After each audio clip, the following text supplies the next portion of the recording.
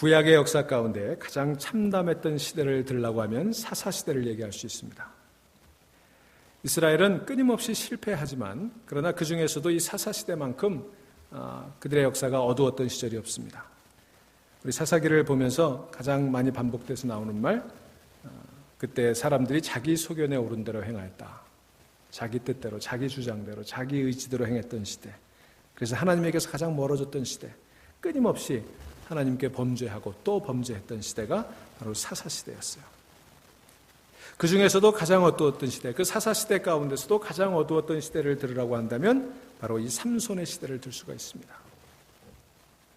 하나님의 평안이 사라졌던, 그 하나님의 샬롬이 나타나지 않았던 시대, 그 어두웠던 시대가 바로 삼손의 시대였고요. 그 시대에 부름받은 사사가 삼손이었어요.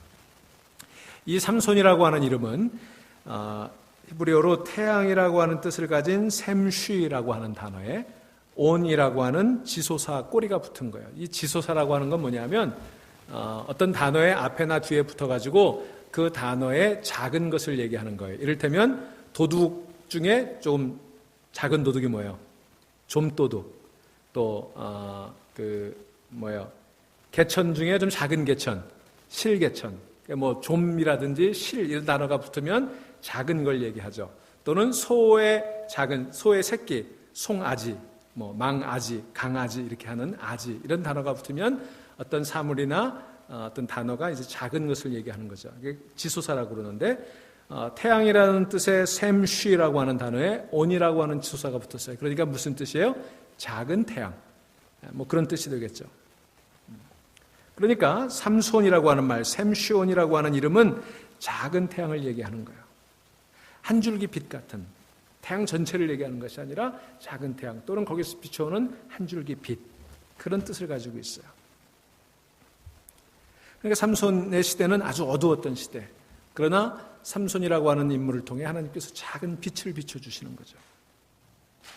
여러분, 우리가 사사기 삼손을 읽을 때요, 삼손 이야기를 읽다 보면 삼손이 실패한 얘기들이 끊임없이 나와요. 사사였지만 끊임없이 실수하는 얘기가 나옵니다. 특별히 이 나시린으로 부름받은 삼손이었음에도 불구하고 나시린으로서는 하지 말아야 될 일들을 많이 하는 걸 보게 되죠. 그래서 우리가 삼손 이야기를 읽을 때는 삼손이 얼마나 많이 실수했나, 여기에 초점이 맞춰지기 쉬워요. 그런데 삼손이 무슨 실수를 하나 눈을 부릅뜨고 찾아보기보다는 삼손의 약점, 실수가 아니라 그 삼손의 약점과 실수 그리고 실패 뒤에서 역사하시는 하나님의 능력과 그 손길을 볼 수 있어야 되는 거예요. 그래야 성경을 제대로 읽게 되는 거예요. 여러분, 삼손 드라마의 진정한 주인공이 누구예요? 하나님이세요. 사사기의 모든 주인공은 거기 등장하는 사사들이 아니라 그 사사들을 통해 역사하시는 하나님 이야기예요. 그러니까 여러분, 성경을 읽을 때는요, 늘 그 속에서 역사하시는 하나님을 볼 수 있어야 됩니다. 어떤 바보가 두 바보가 같이 이렇게 걸어가다가 한 바보가 손가락을 달을 가리켰어요. 저게 뭐야? 그랬더니 다른 바보가 뭐라 그랬어요? 손가락 그랬어요. 그랬더니 이 바보가, 야, 이 바보야, 근데 왜 그게 이렇게 밝어? 그랬더니 네가 메뉴 기칠해서 그렇지 그랬다는 거예요. 여러분, 달을 가리키는데 손가락을 보면 안 되는 거죠. 여러분, 손가락을 가리키고 있는 그 대상, 손가락이 가리키고 있는 대상을 봐야 되는 거예요. 하나님을 봐야 되는 거예요. 여러분, 성경에 나오는 이 모든 사사들이 보여주려고 하는 모습은 하나님의 모습이에요. 삼손은 그 하나님을 가리키는 손가락에 불과한 것입니다. 그러니 삼손을 통해 어떻게 역사하시는가, 하나님께서 어떻게 역사하시는가, 그 하나님을 볼 수 있는 여러분 되시기를 바랍니다. 자, 지난주에 살펴본 13장 그 마지막에 보면 이제 어떻게 끝이 나냐 하면 13장 24절에 그 여인이 아들을 낳음에 그의 이름을 삼손이라 하니라 그랬어요. 그러니까 삼손이 태어난 이야기로 이제 13장이 끝이 났죠. 그리고 뭐라고 되어 있습니까? 이어지는 본문이 그 아이가 자라매 그랬어요. 그 아이가 자라매. 자, 13장은 삼손이 태어나서 자랐다라고 하는 얘기가 끝이고, 그리고 이제 14장이 되면 삼손이 자랐어요. 어디까지 자랐어요? 삼손이 딥나에 내려가서 거기 블레셋 사람의 딸들 중에서 한 여자를 보고 올라와 자기 부모에게 말하여 이르되 내가 딥나에서 블레셋 사람의 딸 중에서 한 여자를 보았사오니 이제 그를 맞이하여 내 아내로 삼게 하소서 그랬어요. 그러니까 이제 삼손이 장성한 거야. 아주 훌쩍 컸어요. 장성한 삼손이 되었습니다. 이제 결혼하게 된 거예요. 자, 그래서 14장은 삼손의 결혼식 이야기인데요. 13장 25절 마지막 절에 보면 소라와 에스다올 사이 마하네단에서 여호와의 영이 그를 움직이기 시작하였더라. 이렇게 끝이 납니다. 여기 마하네단이라고 하는 곳, 그 지명인데요. 그것은 단의 캠프, 단 지파의 전이란 뜻이에요. 삼손이 무슨 지파 출신이라고 그랬어요? 단 지파 출신이라고 그랬죠? 네, 그 정도는 아셔야 돼요. 네. 자, 단 지파 출신의 삼손, 그게 마하네단이라고 하는 곳에 있었어요. 그런데 하나님의 영이 그를 움직이기 시작했더라. 그렇게 얘기가 되어 있습니다. 자, 하나님의 영이 움직이기 시작했어요. 그러니까 뭐 그 다음에 이어지는 이야기는 뭐예요? 굉장히 기가 막힌 이야기가 나와야 되지 않겠어요?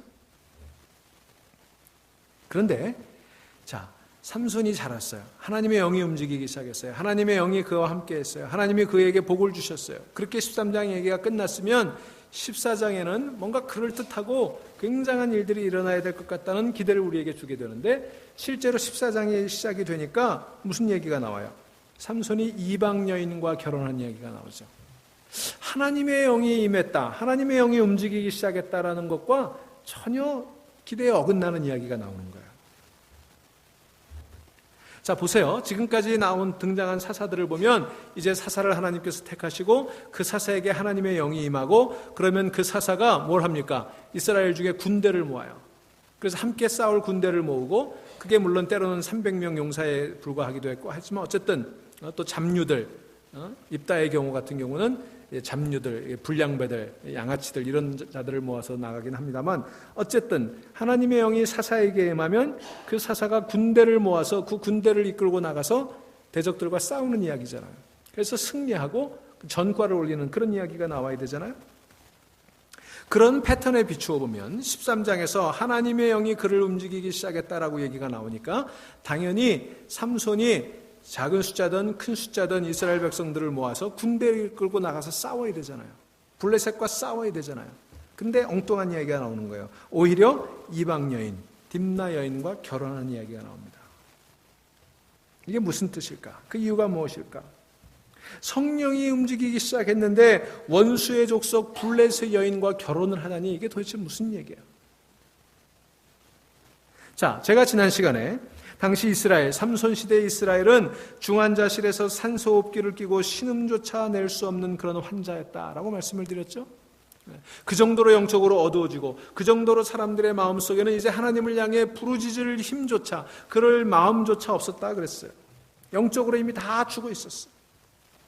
삼손이 나팔을 불어 군대를 모집한다고 하더라도 거기에 동원될 자들이 없었어요. 지금 이스라엘은 아예 전의조차 상실해버린 겁니다. 잃어버린 약속의 땅을 찾아야 되겠다는 생각조차 하지 않고 있어요. 꿈도 꾸지 않는 거예요. 이미 포기해버렸어요. 희망을 다 잃어버렸어요. 지금 이스라엘은 자기가 누군지, 그들이 왜 그 가나안 땅에 들어와 있는지, 그 땅의 주인이 누구인지, 그들은 누구와 싸워야 되며 왜 싸워야 되는지 이런 데 아무런 관심이 없어졌어요. 여러분, 하나님께서 그들을 왜 광야 40년을 거쳐서 요단강을 건너 그 가나안 땅을 정복하게 하셨는지, 이제 자신들은 무엇을 위해 살아야 되는지 아무 생각이 없는 상태가 됐다는 거예요. 정말 참 처참한 시대가 된 거예요. 여러분, 사사기 저자는 바로 이 모습을 통해 오늘 그것이 우리들의 모습이 아닌지를 묻고 있는 거예요. 너는 도대체 무슨 생각으로 살아가고 있느냐? 너는 지금 거기 하나님이 왜 너를 거기 보냈는지 아느냐? 묻고 있는 거예요. 여러분, 하나님께서 여러분을 왜 이곳 애틀란타에 보내신 줄 아십니까? 왜 태평양을 건너게 하신 줄 아십니까? 왜 중앙교회에 보내셨는지 아십니까? 여러분, 그걸 늘 묻고 그것을 붙들고 씨름하고 계세요? 하나님이 지금 나를 부르시는지, 하나님이 나를 부르셔서 누구와 싸우게 하는지, 내가 지금 누구와 싸워야 되는지 생각이나 하고 계시냐고요. 여러분, 사사기를 제가 예언서라 말씀을 드렸어요. 내용의 패턴은 역사서예요. 역사적으로 일어났던 일들을 얘기해주고 있어요. 그러나 그 본질은 예언서예요. 예언서라는 건 뭐예요? 하나님의 말씀을 통해 우리를 깨우치시는 거잖아요. 우리에게 주시는 말씀이잖아요. 우리의 모습을 드러내 보이는 거잖아요.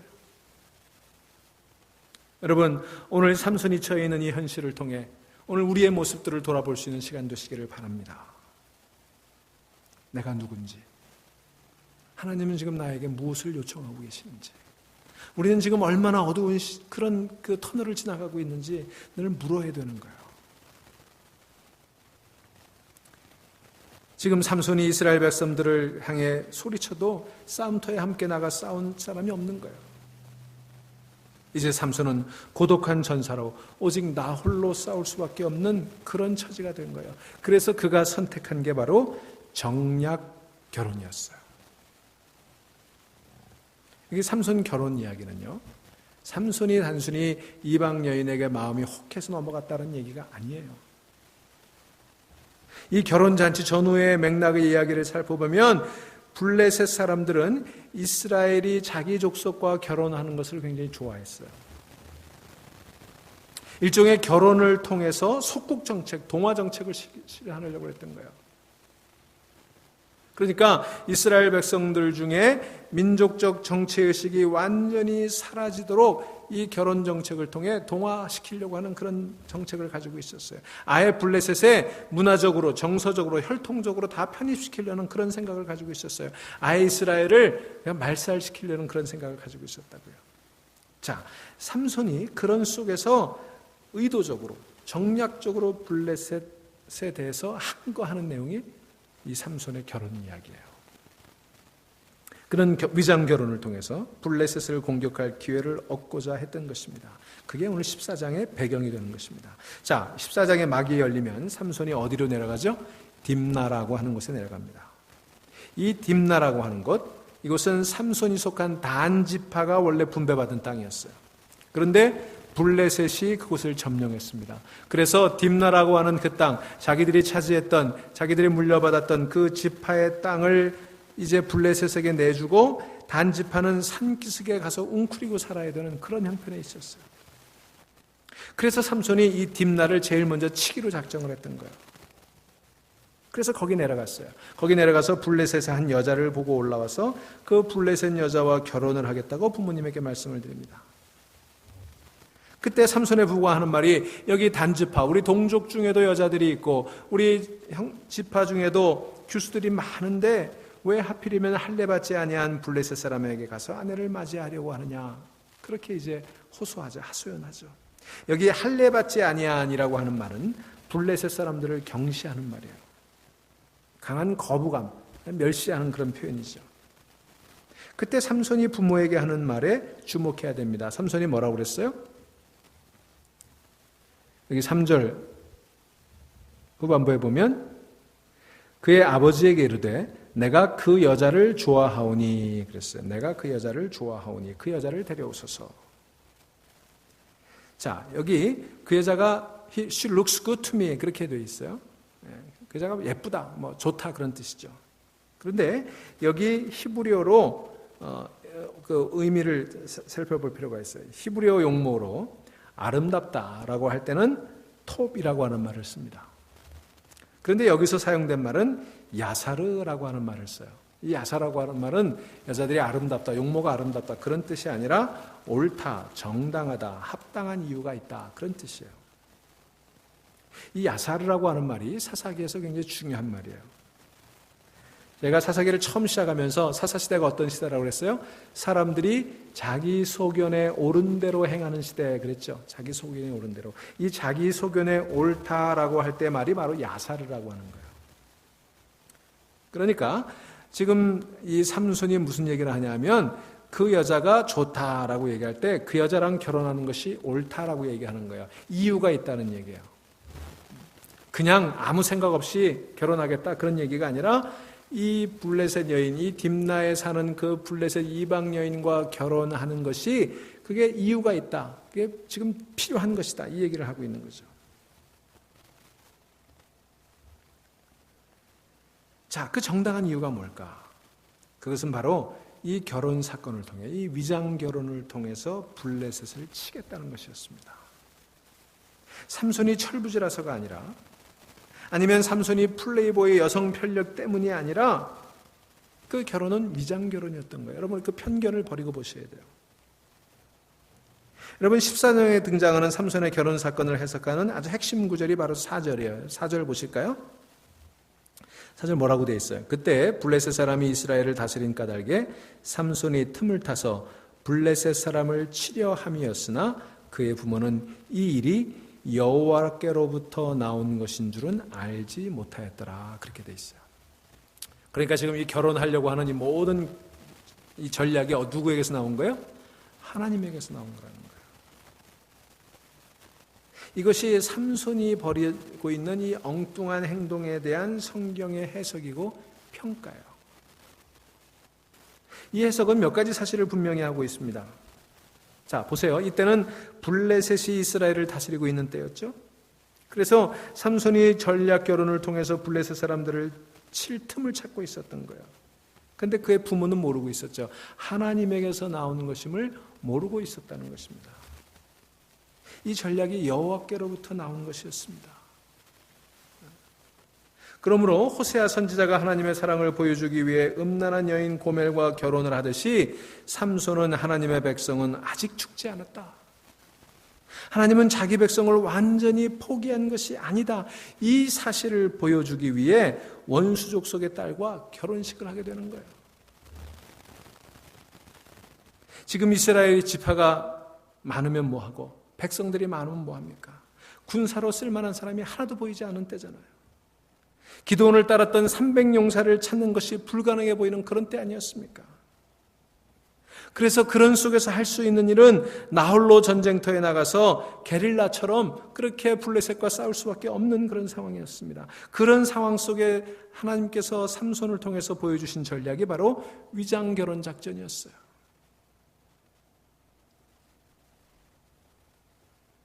자, 블레셋 사람들은 이스라엘 동화 정책을 쓰고 있었죠. 그게 먹혀 들어가고 있다고 보게 된 거예요. 삼손 같은 인물조차 블레셋으로 귀화를 하고 있구나 안심하고 있을 때 여기 딥낫 땅을 칠 합법적인 이유 틈을 찾아보겠다는 것이 그게 바로 삼손의 생각이었어요. 삼손의 결혼식은 그런 의미에서 이스라엘은 아직 죽지 않았다는 것을 세상에 알리고자 하는 일종의 거사였습니다. 이스라엘 사람들이 다 죽은 것이 아니라는 사실을 알려주고 싶었습니다. 이스라엘은 블레셋의 속국으로 이 땅에 사라져 나갈 그런 백성들이 아님을 삼손은 보여주고 싶었던 거예요.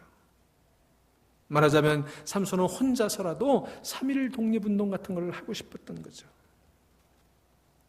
그런데 오늘 사사기 저자는 그것이 바로 여호와께로부터 나온 것이다. 그렇게 해석하고 있습니다. 이 말은 하나님이 이방 족속과 결혼을 해도 좋다고 허락했다는 뜻이 아닙니다. 부모를 거역해도 좋다는 뜻이 아닙니다. 삼손 배후에서 삼손을 다스리고 삼손을 이끌어가고 때로는 삼손이 실패하더라도 그 실패한 삼손을 이끌어서 다시금 이 일을 이끌어 가시는 분이 하나님이시라고 하는 것을 보여주고 있는 거예요.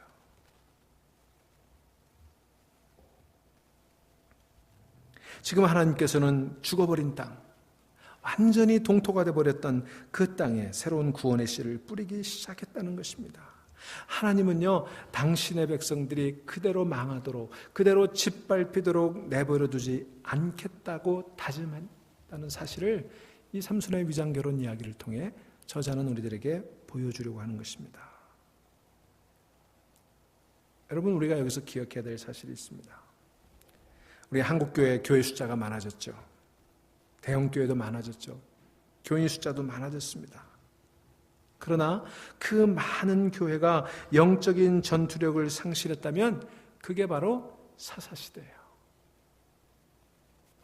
그 많은 교인이 하나님 나라의 강한 군대가 되지 못한다면 그게 바로 삼손 시대입니다. 삼손이 사사가 되어 블레셋과 싸울 때 유다 지파는 삼손을 묶어 원수인 블레셋에게 넘겨줍니다.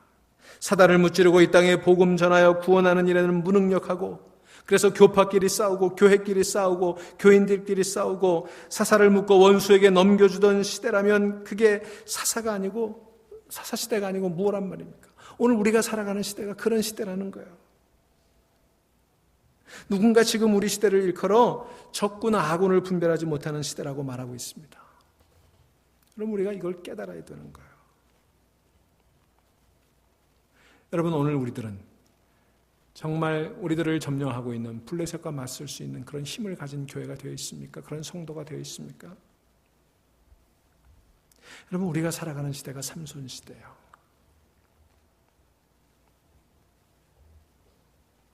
정글 밀림을 질주해야 될 사자가 동물원에서 사육사가 던져주는 고기나 받아먹고 사는 꼴이 오늘 이 시대의 교회들이라는 말입니다. 독수리가 날개를 치고 하늘을 치솟아야 되는데 참새의 조롱거리가 되어 있는 꼴이 오늘 이 시대라는 것입니다. 여러분, 우리가 이걸 깨달아야 되는 거예요. 오늘 우리가 살아가는 시대를 직시할 수 있어야 되는 거예요. 그래서 삼손 그가 이제 혼자라도 그 시대를 돌파해야 되겠다. 하나님께서 이 백성들을 그대로 내버려 두지 않으시겠다 다짐하셨던 것입니다. 자, 삼손이 그래서 결혼을 하게 되죠. 근데 부모를 어떻게 설득했는지 모르지만 하여튼 결혼이 승낙이 됐어요. 그래서 이 블레셋 여인의 집을 드나들게 됩니다. 자, 한 번은 처가가 있는 그 딥나의 마을을 가다가 포도원을 찾아가게 돼요. 여러분, 우리가 삼손은 나실인이라고 그랬어요. 나실인이 하지 말아야 될 게 세 가지가 있었죠. 뭐예요? 술을 마시지 말고, 시체와 부정한 것을 만지지 말고, 머리를 자르지 말고 그랬어요. 이게 포도주뿐만 아니라 포도도 먹어서는 안 되는 거였어요. 그런데 나실인이 포도원을 찾아가고 있다. 이게 좀 문제가 있는 거죠. 그죠? 그런데 그 딥나의 포도원을 찾아가다가 뭘 만나요? 젊은 사자를 만났다 그랬어요. 이게 젊은 사자라고 하는 거는 그냥 아직 새끼 사자, 고양이 같은 사자가 아니라 늙어 힘을 쓰지 못하는 늙은 사자와 반대되는 얘기예요. 그러니까 아주 용맹한 사자를 만났던 얘기예요. 자, 그 사자를 만나서 그 사자를 염소 새끼처럼 찢어 죽이는 얘기. 우리 주일학교 다닐 때 아주 얼마나 흥미진진하게 그 얘기를 들었습니까? 아주 손에 땀을 쥐고 들었던 얘기가 이 삼손의 사자를 쳐 죽이는 얘기인데, 근데 성경은 바로 이 중요한 순간에 아주 중요한 얘기를 우리에게 해줍니다. 6절 보실까요? 여호와의 영이 삼손에게 강하게 임하니. 자, 다시 한번 얘기합니다. 여호와의 영이 삼손에게 강하게 임하니 그가 손에 아무것도 없이 그 사자를 염소 새끼 찢는 것 같이 찢었으나 그는 자기가 행한 일을 부모에게 알리지 아니하였더라 그랬어요. 자, 여호와의 영이 삼손에게 강하게 임했다. 자, 그런 소중한 경험이 있었어요. 이 딥나의 포도원에서는 여호와의 영이 삼손에게 임해서 그 젊은 사자, 용맹한 사자를 염소 새끼 찢듯이 찢어 죽이는 그런 소중한 일이 있었어요. 그런데 그 경험이 있은 후에 삼손은 다시 그 여자가 있는 딥나 마을로 내려갑니다. 그 포도원 곁을 다시 지나가게 돼요. 근데 갑자기 궁금한 생각이 들었어요. 내가 그때 죽인 사자가 어떤 꼴을 하고 있을까? 그래서 거기 가보니까 뭐가 있었어요? 그 죽은 사자 시체에 야생 벌들이 벌집을 짓고 거기 꿀을 잔뜩 모아놓고 있었어요. 그가 그래서 그 꿀을 손으로 떠서 먹고 길을 가며 그 꿀을 또 누구에게 줘요? 부모님에게 주죠. 여기서 또 뭐가 문제가 생긴 거예요? 자, 포도원에 간 이야기는 나실인으로 지켜야 될 독주와 포도주, 그 포도의 열매를 먹지 말아라고 하는 그걸 어긴 거죠. 근데 이번에는 뭘 어겼어요? 죽은 사자의 시체를 만진 거 아니에요. 그 안에 있는 꿀을 따서 먹은 거죠. 자, 여기서 좀 이해가 되지 않는 게 사자의 시체에 벌떼가 꿀을 모아두었다. 이게 이해가 되지 않아요. 원래 벌은 부패한 동물, 거기에 이렇게 벌집을 짓지 않습니다. 그런데 아마 이랬던 것 같아요. 사막지대니까 이게 죽은 사자가 이렇게 부패해서 썩기 전에 바싹 말라버린 거예요.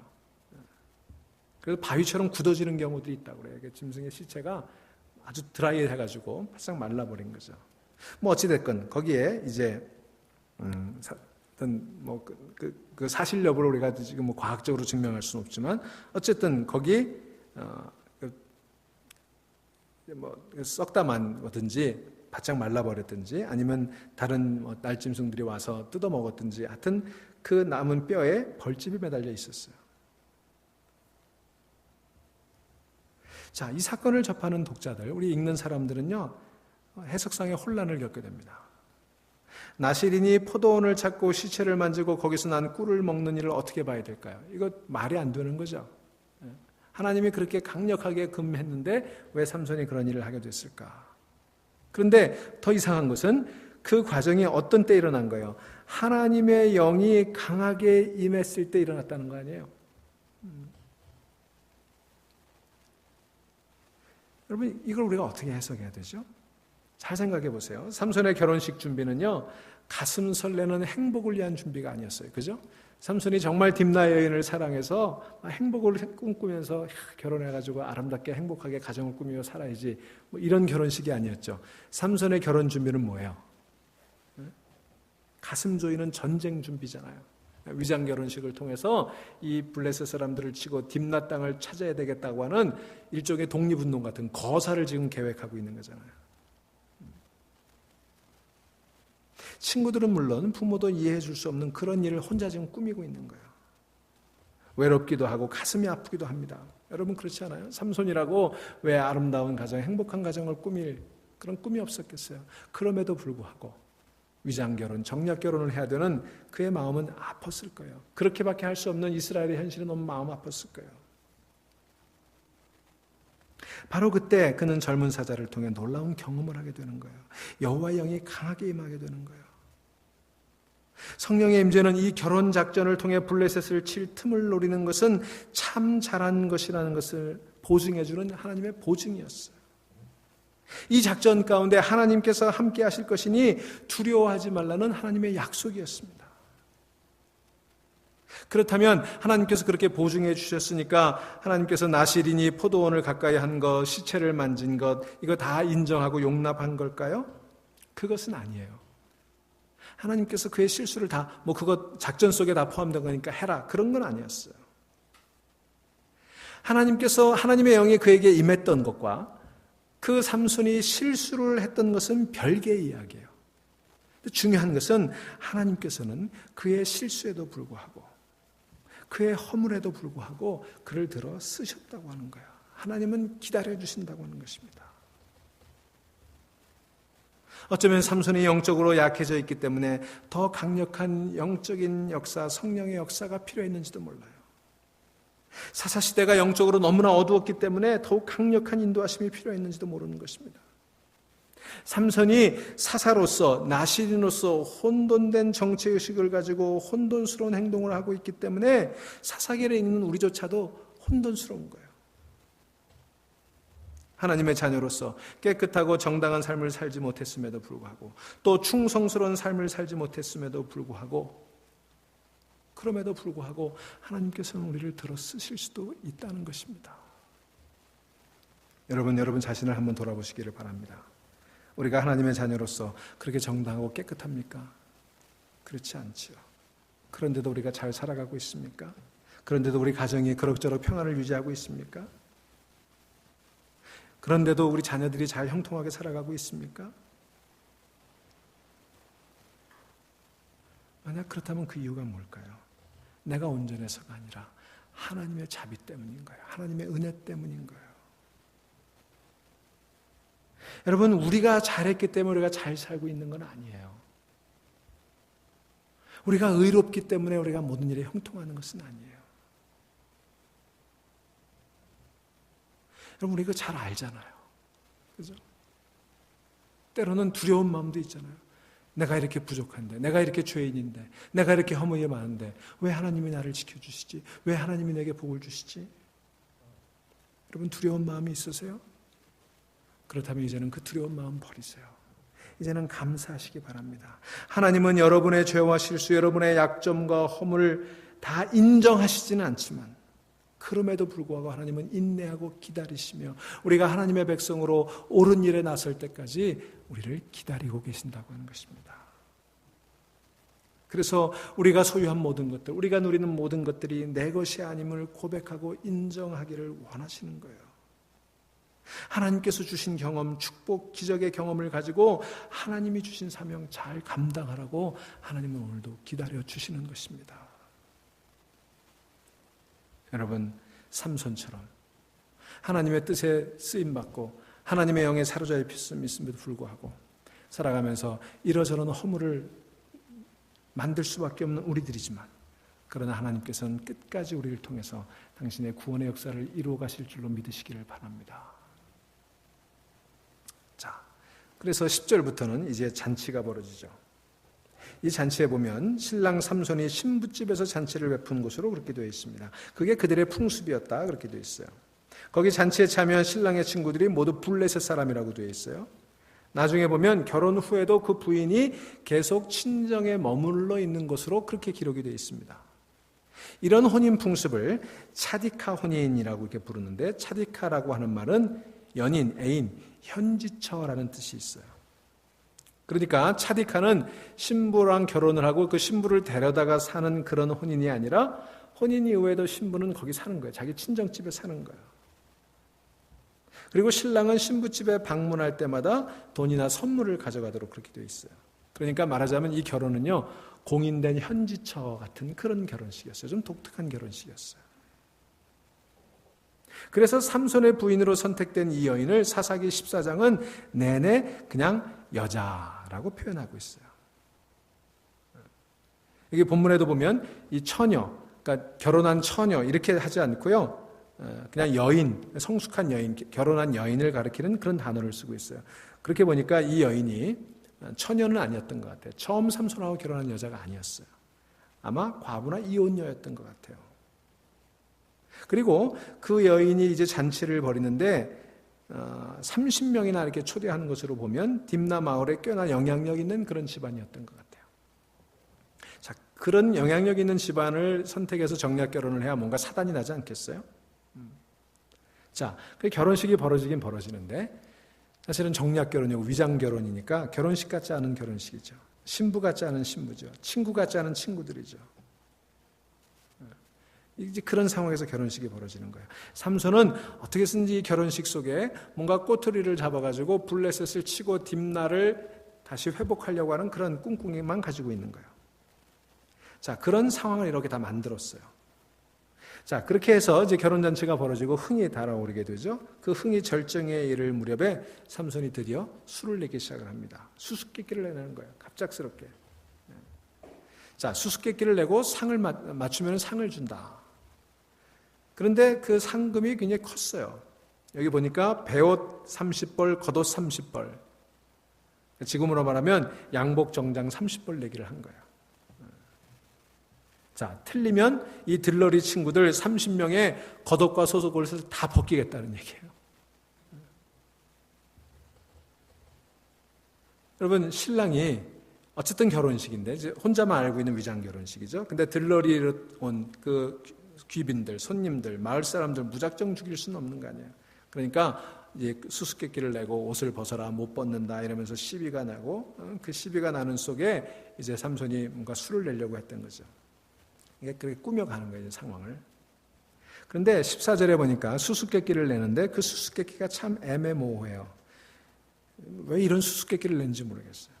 원래 수수께끼라고 하는 게 질문은 되게 애매모호한데 답을 듣고 나면 아, 그거 이렇게 생각이 나야 맞죠? 근데 삼손의 수수께끼는요, 질문도 이상하고 그 답도 이상해요. 여러분 들어보면 아, 그렇구나 뭐 이런 생각이 드세요? 전혀 아니죠.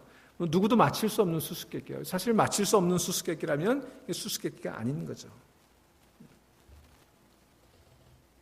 정말 애매모호하고 알쏭달쏭하고 아리까리하고 뭐 그런 수수께끼를 낸 거예요.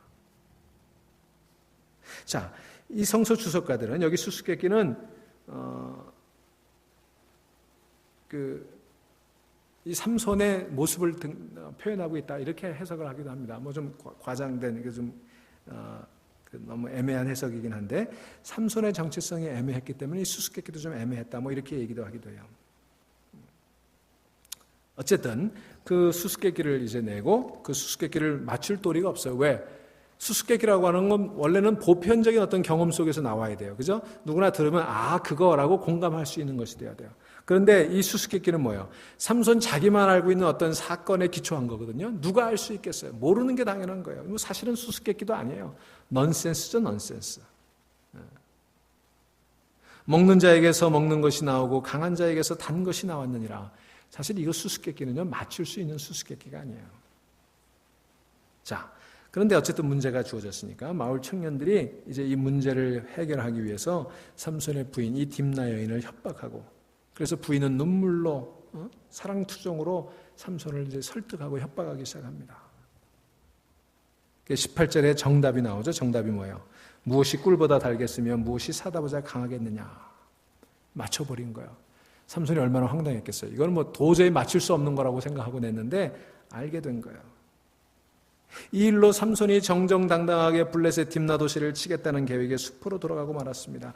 그토록 애써 수립했던 전략이 자기 자신이 일순간 무너뜨려 버린 거예요.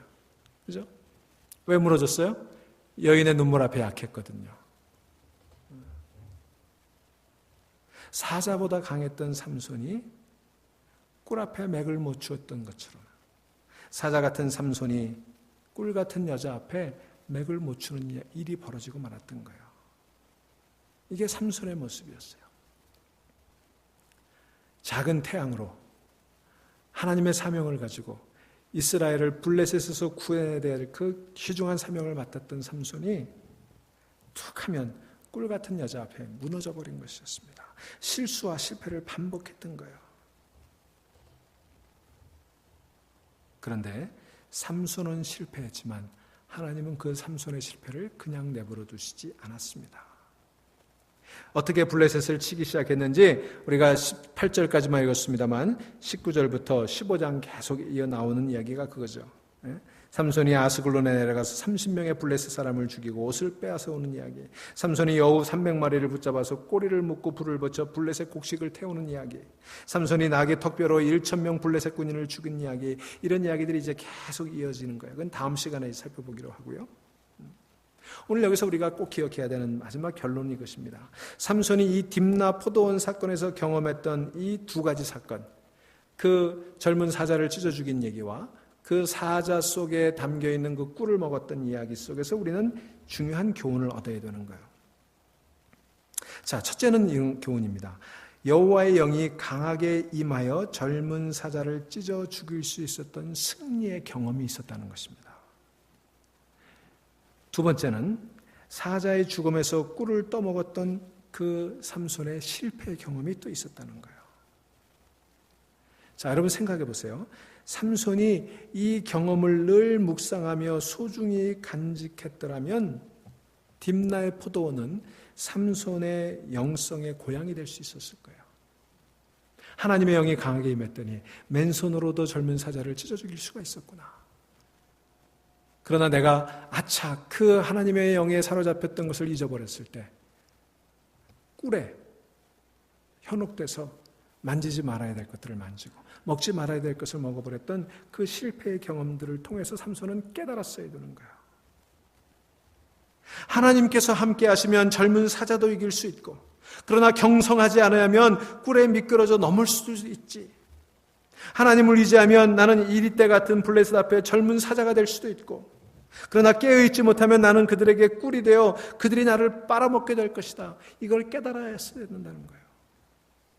여러분 기억해 보세요. 우리 모두에게도 딥나의 포도원 같은 곳이 있지 않습니까?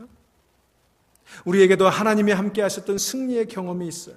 그러나 작은 유혹을 이기지 못해 실패하고 넘어졌던 그런 경험도 있어요. 우리에게도 딥나의 포도원들이 있죠. 여러분에게 딥나의 포도원은 무엇입니까? 여러분이 사자를 이겼던 그런 승리의 경험이 있으십니까? 그러나 여러분들이 꿀에 넘어졌던 그런 실패의 경험도 있으시지 않습니까? 그렇게 멋지게 헌신했던 여러분들이 누군가의 말 한마디에 넘어졌던 적은 없으세요? 이 교회를 위해서 정말 눈물로 기도하고 정말 이 교회를 헌신했고 이 교회를 누구보다도 사랑하며 그렇게 잘 섬겨왔다가도 누군가의 말 한마디에 그냥 그 모든 헌신이 무너져버리고 상처받고 주저앉았던 그런 경험도 있으시죠? 여러분 우리는 살아가면서 엄청난 하나님의 기적을 체험하기도 하고 그러나 보잘것없는 어떤 유혹에 쉽게 쓰러져 버리기도 하는 게 우리들이라고 하는 거예요. 여러분 하나님께서는 우리에게 큰 복을 주셨는데 우리는 그 큰 복을 순간 잊어버리고 지푸라기 같은 것들을 붙들고 바둥대며 살아갈 때가 있지는 않냐는 거예요. 여러분 어떠세요? 여러분의 딥나의 포도원의 경험이 있지 않으십니까? 삼손이 사자를 찢어 죽인 딥나의 포도원 경험을 묵상을 제대로만 했더라면 블레셋을 칠 틈을 찾는 게임도 거기서 지혜를 얻었어야죠. 그런데 그는 무너져 버렸어요. 그의 성공과 그의 실패로부터 배우지 못했던 거예요. 그는 꿀 같은 아내의 꼬임에 넘어가고 말았습니다. 삼손은 지금 하나님이 주신 성공의 경험도 자신이 겪었던 실패의 경험도 다 소홀하게 간직하다가 또 다른 실패를 경험하고 말았던 거예요. 사랑하는 여러분, 오늘 우리가 이 삼손의 이야기를 통해 얻어야 될 교훈은 그것입니다. 오늘 우리는 우리들 삶 속에 있었던 하나님의 놀라운 임재의 경험과 우리들의 작은 유혹에 넘어졌던 그 실패의 경험들을 늘 마음속에 간직하며 경성에 있어야 된다는 거예요. 어느 누구라도 하나님의 영이 임해서 놀라운 일을 경험했던 그런 경험들을 가질 수 있습니다. 여러분, 그런 경험들을 경험하고 누릴 수 있기를 주의 이름으로 축원합니다. 그랬다가도 또 이내 무너질 수 있는 거예요. 그 사실도 간직하시기를 바랍니다. 여러분, 이제 우리 이야기가 끝나면 하나님께서 그런 삼손을 다시 어떻게 들어 쓰시는지, 하나님께서 어떻게 그를 만회해 가시는지 우리 다음 장에서 그걸 보게 되죠. 하나님은 반드시 승리하십니다. 그걸 믿으시기를 바랍니다. 그러나 그 하나님의 승리를 믿기 이전에 하나님의 영이 내게 임했을 때 누렸던 그 승리의 경험과 또 여지없이 허물어졌던 그 작은 실패에도 무너져 내렸던 우리들의 경험 속에서 영적인 깨달음을 얻는 여러분들이 될 수 있기를 주의 이름으로 축원합니다. 그 깨달음을 가질 때 하나님께서는 우리를 다시 세워주시고 삼손이 다시금 일어서서 놀라운 기적을 행해갔던 것처럼 우리의 삶 속에도 하나님께서 놀라운 일을 이루시게 될 줄로 믿습니다. 우리 기도하시겠습니다.